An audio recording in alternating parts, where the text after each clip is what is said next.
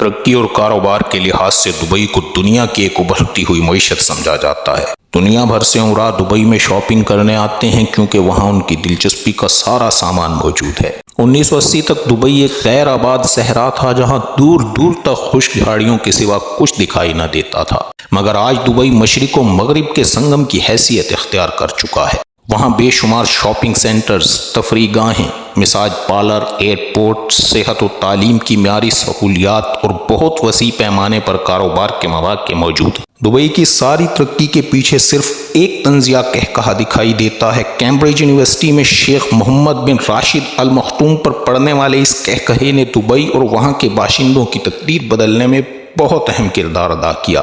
جس روز Cambridge university کی تعارفی class میں استاد نے سوال کیا کہ آپ انگریزی پڑھ کر کیا کریں گے، اور شیخ محمد کے جواب کا انتظار کیے بنا ایک چینی طالب علم نے طنزاً کہا کہ یہ دبئی جا کر اونٹوں کو انگریزی پڑھائیں گے، اور کلاس میں ایک کہا بلند ہوا۔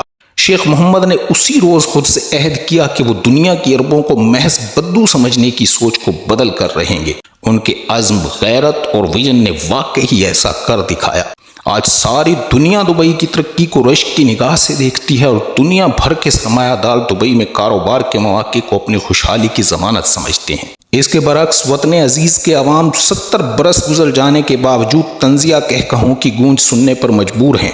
کبھی یہ کہے کینیڈین یونیورسٹی سے بلند ہوتے ہیں تو کبھی IMF کی راہداریوں سے، کبھی ان کہوں کی گونج دوست ممالک کے کابینہ کے اجلاسوں میں سنائی دیتی ہے تو کبھی بین الاقوامی میڈیا میں، مگر افسوس ہمارے سلطانوں کی خوابیدہ غیرت کے کانوں تک ان کہوں کی گونج کبھی نہیں پہنچ پاتی، ورنہ شاید اس قوم کی تقدیر بھی انگڑائی لے کر بیدار ہو جاتی اور یہ قوم بھی اپنی ترقی کے خواب کو شرمندہ تعبیر ہوتے دیکھ سکتی۔